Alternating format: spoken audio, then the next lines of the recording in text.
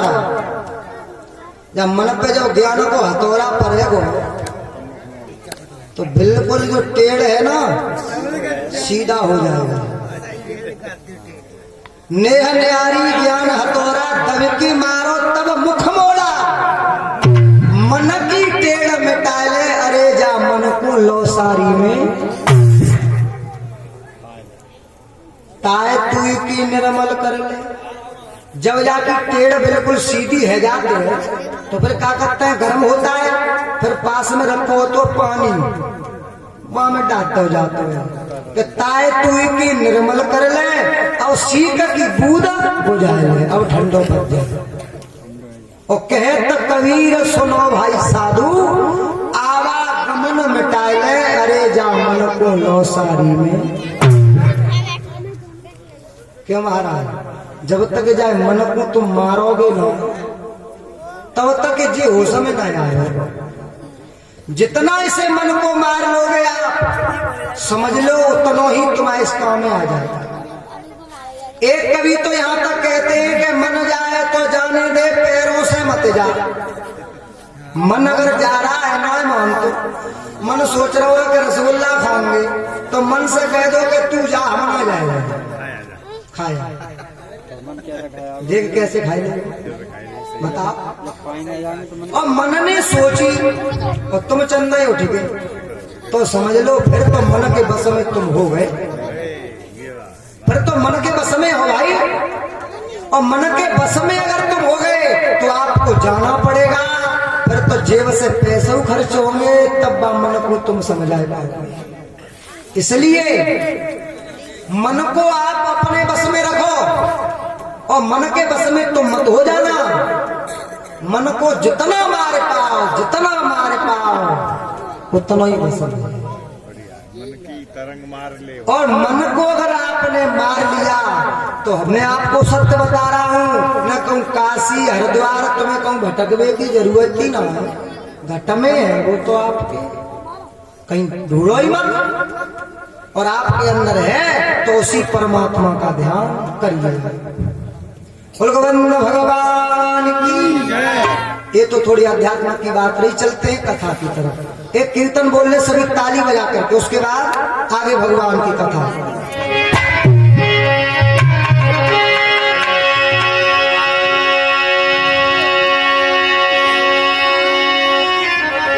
सही भक्त प्रेम से ताली बजा करके बोलेंगे। देखिए अगर आप ताली बजाते रहे तो आपको नींद नहीं आएगी माताओं, और नींद नहीं आएगी तो कथा में मन रहेगा। और काऊ तरीके से तुमने आराम को विचार करो तो सब पंडाल में सो जाओगे। तासे ताली बजाकर प्रेम से बोलना।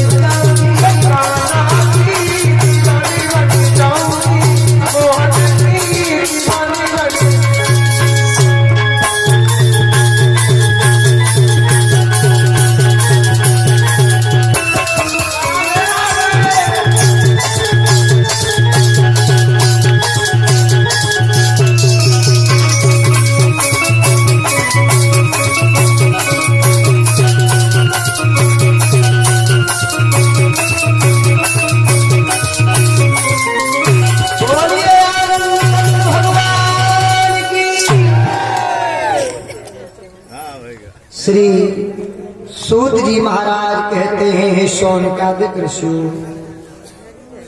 आपने दिन में कथा प्रसन्न श्रवण किया था कि भगवान की श्रीमद् भागवत कथा श्रवण करने से धुंधकारी जैसे पापी का उद्धार हुआ था। और ये श्रीमद् भागवत कथा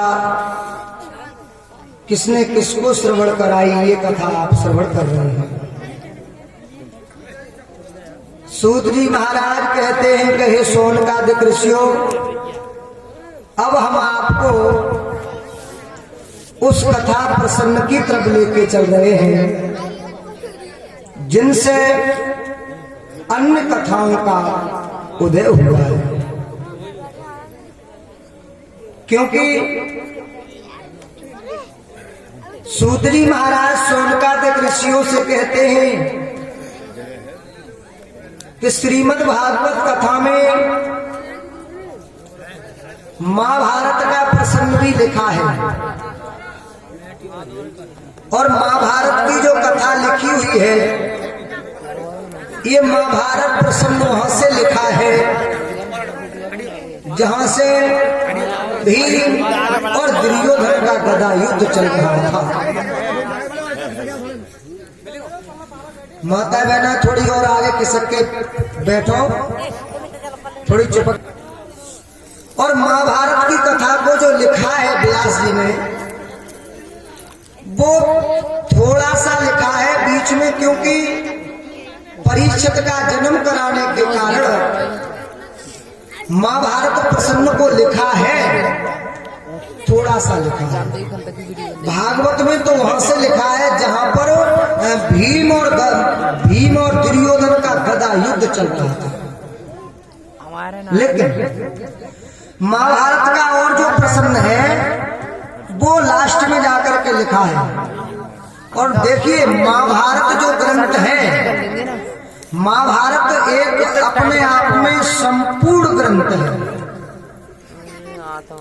और महाभारत प्रसंग की अगर बात की जाए तो महाभारत का मतलब ये है कि महाभारत प्रसंग को अगर आप वास्तव में श्रवण करें तो बहुत समझने की बात है। लेकिन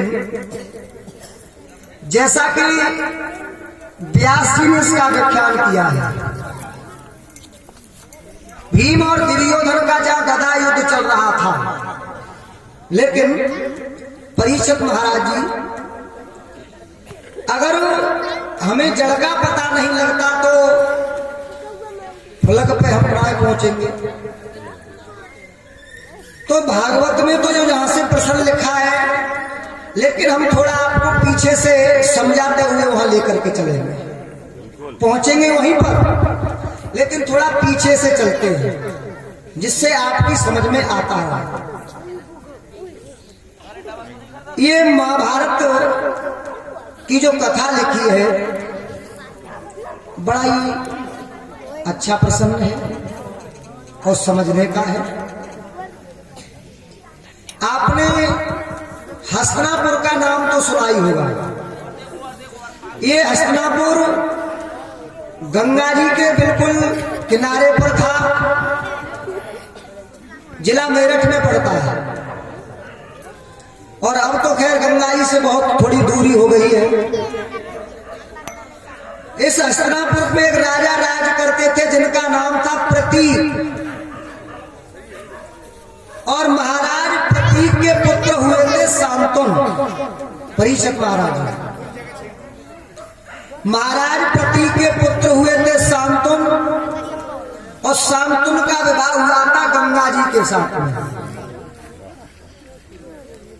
लेकिन गंगा जी भी इस पृथ्वी पर आई तो उनका भी एक कारण था आने का।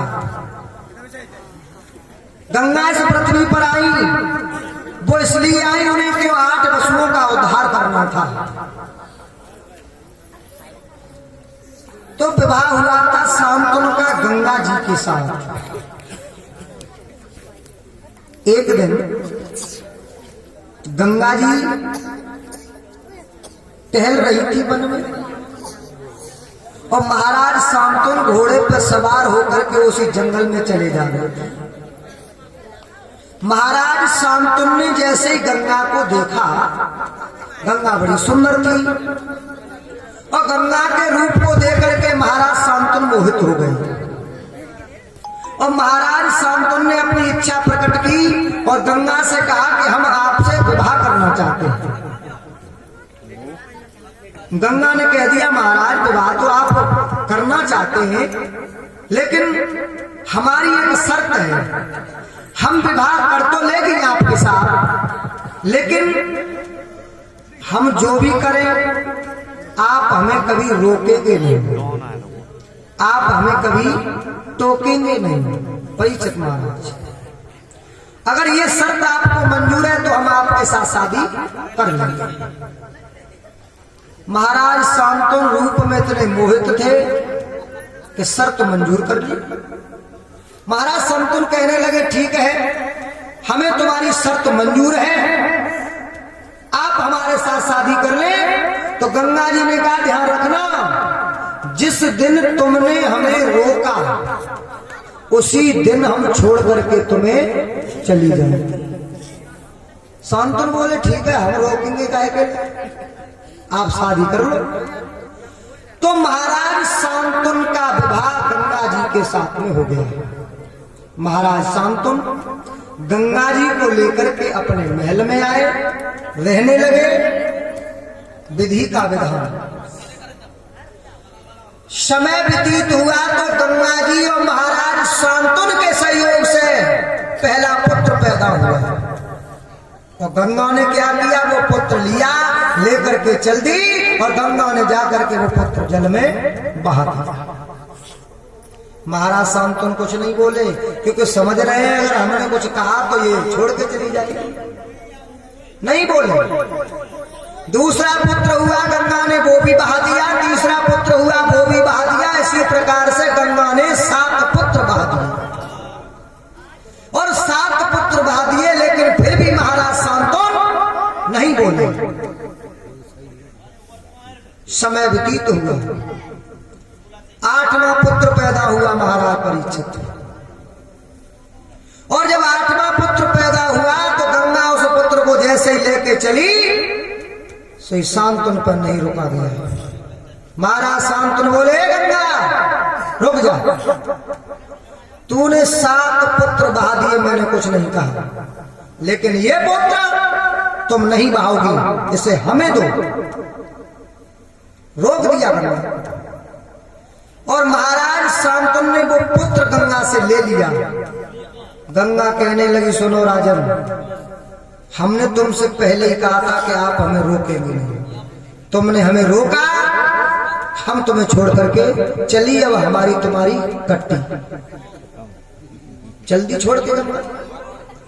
और गंगा जब छोड़ के चली, महाराज शांतनु ने उस पुत्र को रख लिया अपने पास में और उस पुत्र का नामकरण संस्कार करवाया। तो उस पुत्र का नाम रखा गया देवव्रत।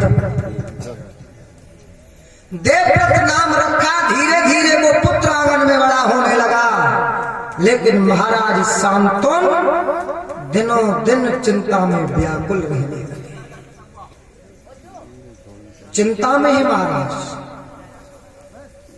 देवव्रत धीरे धीरे जब बड़े हुए, एक दिन महाराज शांतनु नदी के किनारे की तरफ चले जा रहे थे। तो महाराज शांतनु ने क्या देखा, एक बहुत सुंदर कन्या है।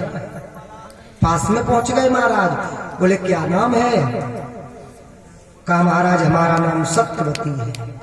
सत्यवती, हम चाहते हैं कि आप हमारे साथ विवाह कर लें। महाराज शांतनु ने जब कहा तो सत्यवती ने कहा कि महाराज ये विवाह की बात तो हमारे पिता कर सकते हैं, अगर आपको शादी करनी है तो आप हमारे पिता से मिलो।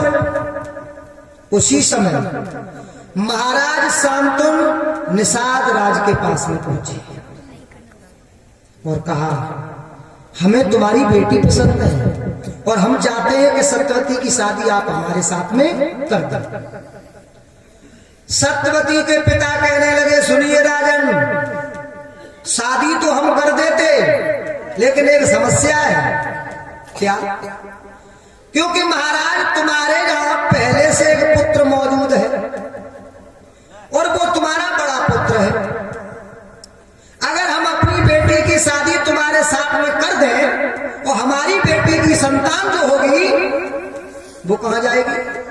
क्योंकि पहले राजाओं की यह नीति थी, जो बड़ा पुत्र होता था वही गद्दी का मालिक होता था।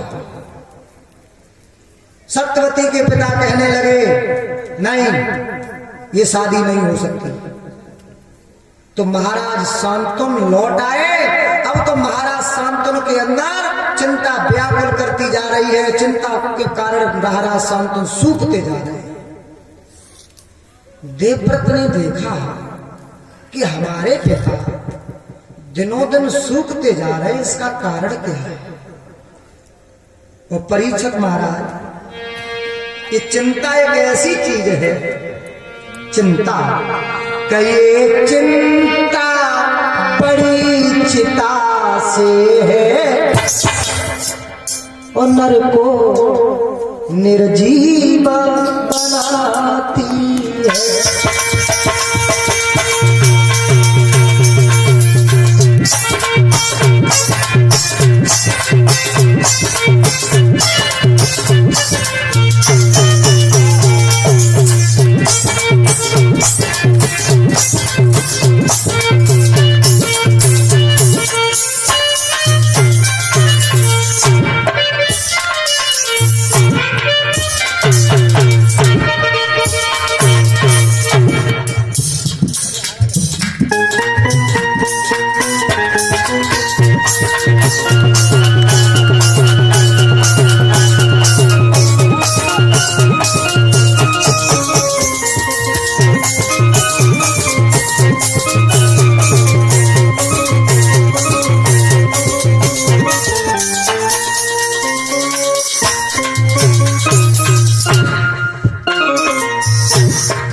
क्या चिंता है महाराज को?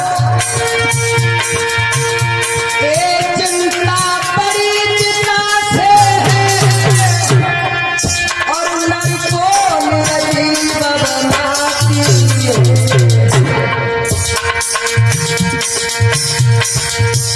एक चिंता मुर्दा को जलाती है, चिंता जीवित को खाती है।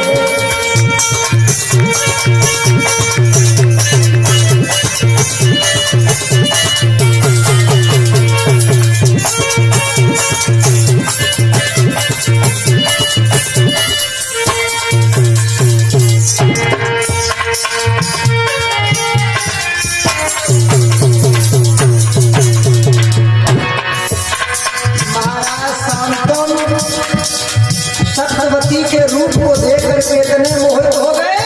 जब तो महाराज शांतनु को भोजन भी अच्छा नहीं लगता, लेकिन भैया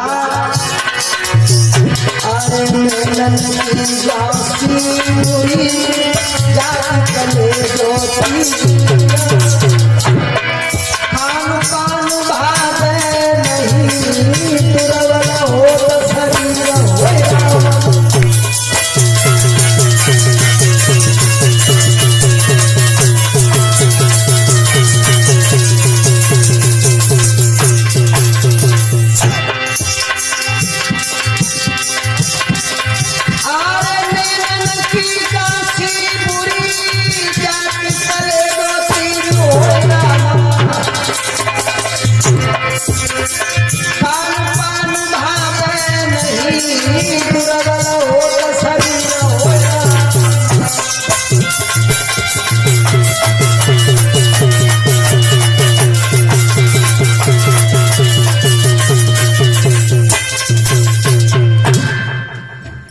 महाराज शांतनु दिनों दिन सूखते जा रहे हैं। जब देवव्रत ने ये सुना कि हमारे पिता को ऐसी कौन सी चिंता लग गई है, तो देवव्रत ने पता लगाया। यज्ञशाला में जो व्यक्ति हैं वो बातें ना करें, सिर्फ काम करें, बोले ना, हमारे पास तक आवाज ना आए। देवव्रत ने जब ये पता लगाया कि हमारे पिता की चिंता का कारण क्या है, देवव्रत ने सोच लिया अगर ये बात है तो हम जाएंगे उनके पास में। और उसी समय वो देवव्रत पहुंचे हैं निषाद राज के पास में। कहा नाना जी, हमारे पिता की इच्छा है कि तुम्हारी बेटी के साथ में शादी हो जाए, तो आप शादी कर दो ना। सत्यवती के पिता कहने लगे सुनिए देवव्रत, शादी तो हो जाती लेकिन शादी में रो रहा तो तुम ही बने बैठे हो कि हाँ। सत्यवती के पिता कहने लगे देवव्रत, तुम बड़े पुत्र हो महाराज के, अगर हम अपनी बेटी की शादी करते हैं और हमारी बेटी की जो संतान होगी वो कहां जाएगी। देवव्रत समझ गए बात। देवव्रत उसी समय कहने लगे सुनिए, अगर आपको हमारी चिंता है तो ठीक है, हम तुम्हारे सामने ये संकल्प करते हैं कि हम हस्तिनापुर की गद्दी पर नहीं बैठेंगे।